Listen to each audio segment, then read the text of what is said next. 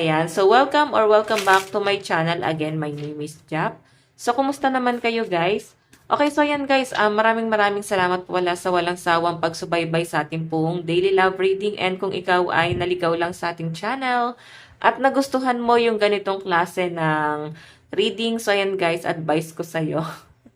Okay, so mag-subscribe ka na or i-click mo na yung ating notification bell para lagi kang updated sa ating mga bagong upload.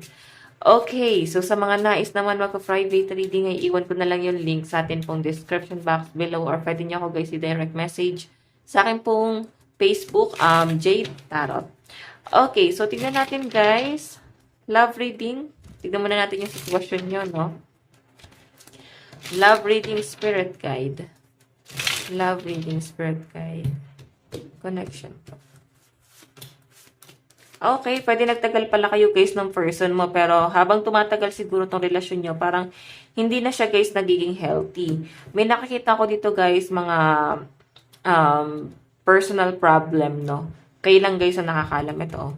Private, and I think hindi niya na guys masettle yung mga problema na to. And may nakita ko guys dito na parang may mga na-broken hearted. So I think si person mo guys, nafe-feel mo na parang unti-unti ka pala niya guys iniiwan. Naging on and off muna kayo ng person mo hanggang sa parang pinalaya niya yung sarili niya sa inyo. Okay? So, I think, guys, hindi rin naging maayos yung, ito kasi, guys, 9 of spade, parang na-depress, stress. So, I think, grabe yung stress na pinagdaanan nyo dito sa relationship niya ni person. Okay? So, titignan natin, guys, no? Energy mo at ni person. So, ito yung card ni person. Ito yung energy mo. Tignan muna natin. Energy ni person, ano ang nararamdaman mo sa'yo ngayon? Nararamdaman ni person mo sa'yo ngayon.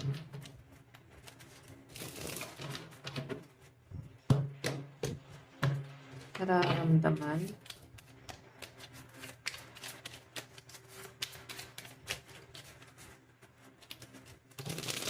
Okay, nararamdaman. So, okay. So, ano naman guys, yung, tingnan natin, wait lang guys, no? Ano naman ang nararamdaman ng person mo sa'yo ngayon? What I mean, ikaw pala. Nararamdaman mo sa person mo. Nararamdaman mo sa person mo.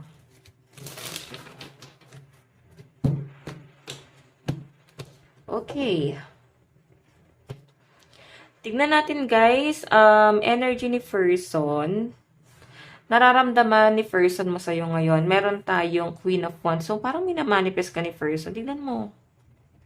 Iba sa inyo guys sa papaisip, ginayon ba ako nitong taong to? So, I think guys, itong person mo, para bang may ano siya, parang may dilang anghel.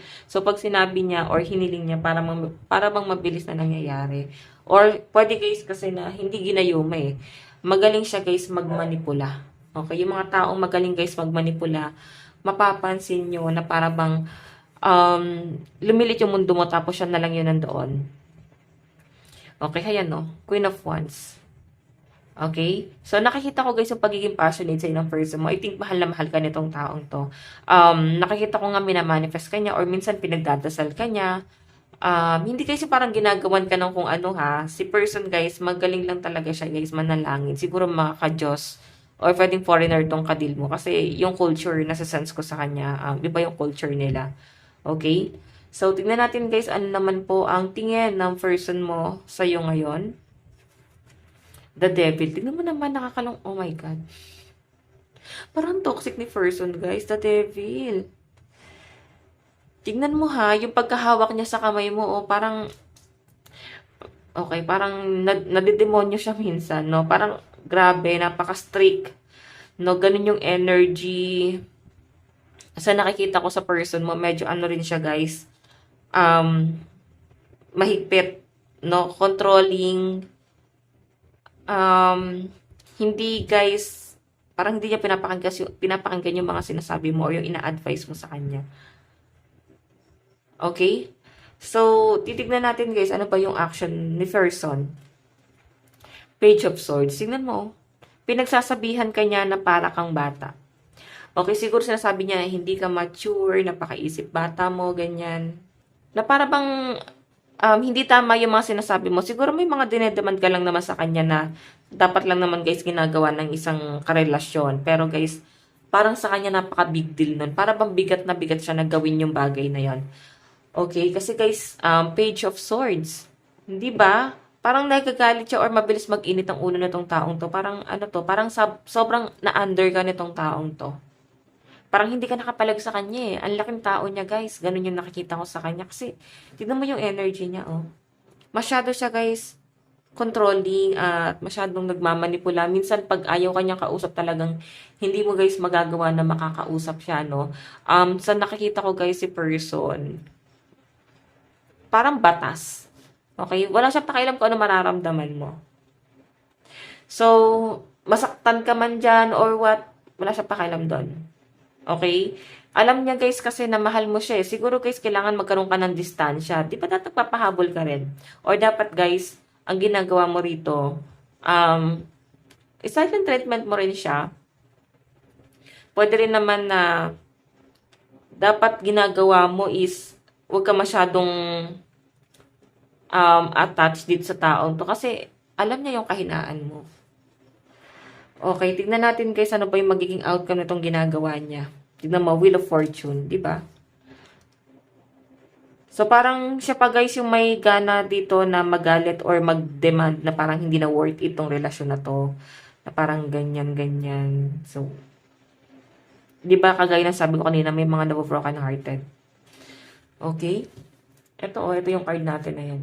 Hindi na healthy. Pwedeng matagal na kayo ng person mo. Baka nga nagsama pa kayo na itong dalawa na to eh. Okay, nagsama pa kayong dalawa and I think guys, sa pagsasama nyo, okay naman siya nung una pero habang tumatagal guys, parang hindi mo na guys siya maintindihan, no? May mga pinaglalaban na siya guys na parang hindi na guys makatarungan para sa inyo. So, gusto niya guys na ikaw pa yung magbago. Wala siyang pagbabagong ginagawa sa sarili niya. Okay? Page of Pentacles, oh. May nakikita rin ako dito guys na maaring nagtatalo din kayo guys patungkol sa pera or pwedeng sa profesyon, sa trabaho. Hindi kayo guys magkasundo sa mga bagay na gusto mong ginagawa sa buhay mo. Masyado kang kinokontrol na tong taong to. Alam niyo guys, itong taong to, mahal ka naman ito. Okay, mahal ka naman ito. Yun nga lang guys, masyado siya guys malaya. Hindi mo siguro masyadong kinokontrol or pinababayaan mo siya. So, sa side ni person, malakas po ang mga earth sign, Capricorn, Taurus, and Virgo, Aries, Leo, Sagittarius, Aquarius, Gemini, Libra. Tignan natin guys sa side mo, nararamdaman mo sa person mo. Six of Wands. Oh, marami palang nanliligaw sa'yo eh. Siguro guys, nafe-feel mo sa dami nang nanligaw sa'yo, bakit ito pang tao na to, yung pinili mo, or sa dami nang nililigawan mo, bakit siya? Okay, parang nag-hold back ka. Parang kung kaya mo lang guys bumalik sa nakaraan, dapat hindi na. Hindi na sana nangyari. So, I think malaki ang pagsisisi mo rito. Si person mo guys, nakakita ko good looking siya. Marami nagkakagusto rito. And minsan nga guys, pati yung mga friend mo, parang na-attract talaga sa kanya. Lalo sa personality niya na ganyan, na controlling. Powerful. Okay? Alam niyo guys, masyado siyang dominant. Ganon yung nakikita ko. Ikaw para kang submissive. No, masyadong dominante ito si person. Okay, so tingnan natin guys. Tingin mo sa kanya.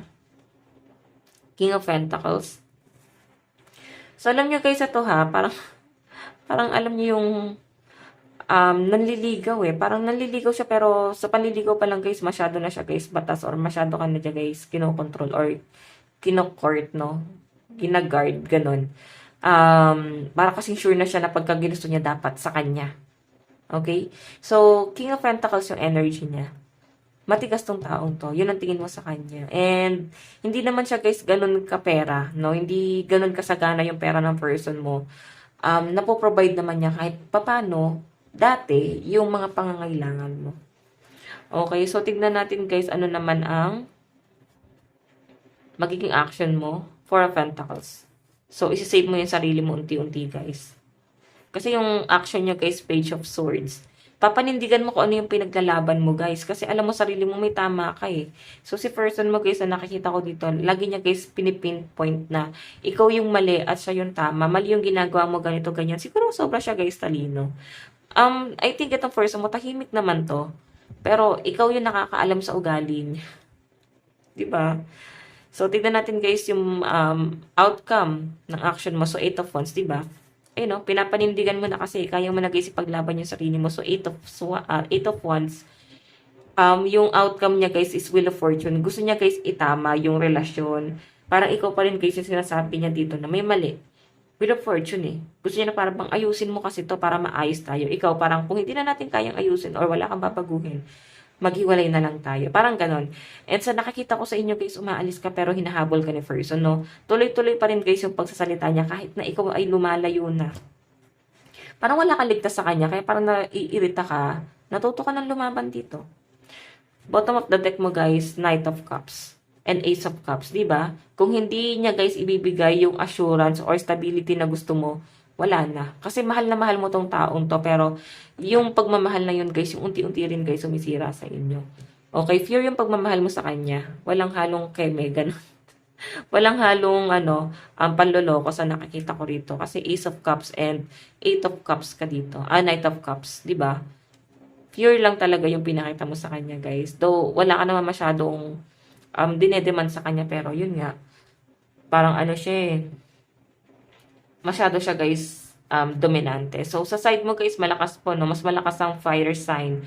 Aries, Leo, Sagittarius. Malakas din, guys, no? Parang naglalaban. 10%, 10%. Fire sign, tapos Earth sign, Capricorn, Taurus, and Virgo. Water sign, siguro mga nasa 3%. Cancer, Pisces, Scorpio. Tignan natin, guys, na napatungo tong relationship na to. Okay. Saan napatungo tong relationship na to, Spirit, right?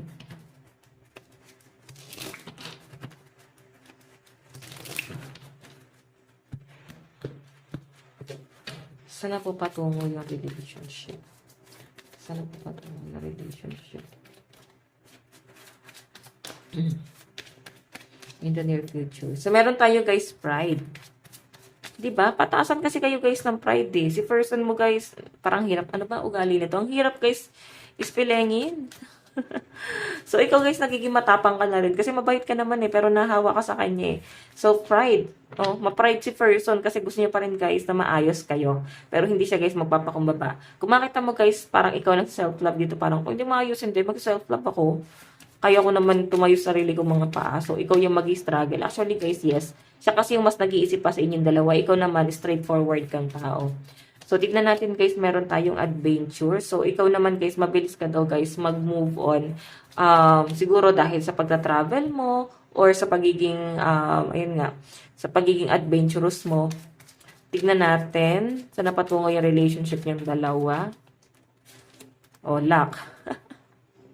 Diba? Alam nyo, guys, eto ha, mukhang mahahanap mo si new person. Mukhang, dahil ipagpapatuloy niya to, mukhang na-fell out of love ka. At as in, guys, nawalan ka talaga ng pagmamahalit sa taong to. Kasi self-love ka dyan. Adventure, so may makikilala ka na bago. Sa pag-explore mo, pwedeng sa pag-explore mo, social media, gaming, pagiging adventurous mo, travel. So, social, no? Sa pagiging sa social life mo, doon mo, guys, makikilala tong si new person. And I think, guys, ayan, no? Swerte ka sa bagong tao kasi, guys, sinusuportahan niyo yung isa't isa. Kumbaga, kayong dalawa, guys, yung nagiging sandalan niyo yung isa't isa. So, kung ipagpapatuloy pa, guys, ng person mo, yung pagiging dominante niya or hindi man lang, guys, marunong magpakumbaba or tumanggap man lang, guys, ng pagkakamali. Kasi marami na siya, guys, pagkakamali pero hindi niya, guys, tinatanggap kasi. Ayun, no? May mahanap ka na bagong tao, guys. So, ngayon lang ako, guys, nakarit ulit na may bagong tao na, alam niyo yun, na dumating talaga na mas magiging successful ka. So, yung in the near future, guys, ayan. I think siya to, magkakulay ng buhok eh. Okay, mas makakatulog ka pa na, di ba? Ayan o, ipaglalaban ka guys ng person mo ha. Habulin ka niya kung kailan parang papunta ka na sa stability or magkakaroon ka na guys ng higher commitment. Magandang connection sa new person. Si person mo guys nakikipagpataasan ng pride and late niya siguro guys na-realize na may tumanggap pa sa'yo or may nagmahal talaga sa iyo guys ng buo. Kasi itong taong to guys, sinasabi niya sa sarili niya na parang wala na magmamahal sa'yo, babagsak ka rin sa kanya. Parang ganyan. So, di ba, kinain niya yung sinabi niya. So, I think guys, sa new person, mas maganda yung relationship mo. Okay? So, tignan natin guys ang inyong love advice. Okay, love advice. Okay, so alam nyo guys, malaki pagsisisi na itong taong to. Tignan mo. Hihingi siya guys ng tawad oh. Protest. Ipaglalaban kanya kung kailan. Ayan, nasa mid ako. Kung kailan guys, okay na yung relationship mo sa new person at magkakaroon na kayo guys ng buong pamilya. Okay, so pwede guys ito pamilyado ka na sa naghahabol tong taong to. Or pwede ikaw guys, kung may ano dito, natatempt ka, ganyan. So, pwede ka babata mo tong taong to. Love advice, tignan po natin. Meron tayong recognition, di ba? Magtatagpo pa rin ang landas nyo guys sa pinapakita sa akin dito. Okay, magkikita pa rin kayo guys, the person. Tignan natin. Message, love advice, love advice. Surprise. You may be about to be surprised. Oh my God. Okay, alam nyo guys, ito ha. Mataas ang respect sa inyo na tong taong to. Pero alam nyo guys, kahit na lumipas na yung panahon, parang ina-admire ka pa rin niya. Past person to guys. Pwedeng pamilyado na yung iba sa inyo. Yung iba sa inyo guys, papunta pa lang dun. Okay? So, tignan natin guys. Mensahe sa ni person. Ba't kasi nakipagpataasan pa ng Kung ngayon pa lang to guys nangyayari, ayan, sabihan nyo na guys yung person mo, i-advise mo na huwag niya lang sanang pagsisihan pagdating ng araw. Kasi baka mamaya, nag-self-love ka na pala. Pwede wala naman guys na pwedeng mas pinili mo yung sarili mo. Baka nagiging luck. Kasi guys, swerte na yung nagiging daloy ng pera mo. Maganda na yung nagiging daloy ng pera mo. Yung iba sa inyo guys, pwedeng mas pinili nyo maging single. Saka naman siya guys magpaparamdam. Okay, kung single ka pa rin hanggang ngayon. So, mensahe ni person. Meron tayong, I replay our conversation over and over. Diba? So, ngayon siya guys nakaka-realize. Binabasa niya pa rin guys yung huling pag-uusap nyo, social media. Siguro binabalikan niya kung gaano ka guys ka faithful dito sa relationship na to. Kung paano ka guys nagpakumbaba dito sa connection yung dalawa. So, meron tayo guys, I wish I could share my good news with you. So, siguro guys kasi dati ganun ka. Lagi ka guys nag-open sa kanya. Sobrang excited ka guys kausap siya. Napaka-jolly mo lang.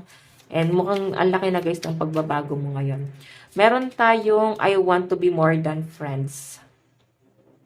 Diba? Pwede mas pinili mo na magkaibigan na lang kayo. Or pwedeng wala pa na kayong label dati. Pwedeng ganun. Okay, hindi kanya pinaglaban dati. Ngayon guys na nagiging maganda na yung buhay mo is, ngayon niya guys nare-realize na gusto kang ipaglaban. Or pwede naman to guys na bumabalik, pwedeng first mo na siya dati. Yun nga lang guys natatakot siyang i-contact ka kasi alam niya guys yung pagkakamali niya.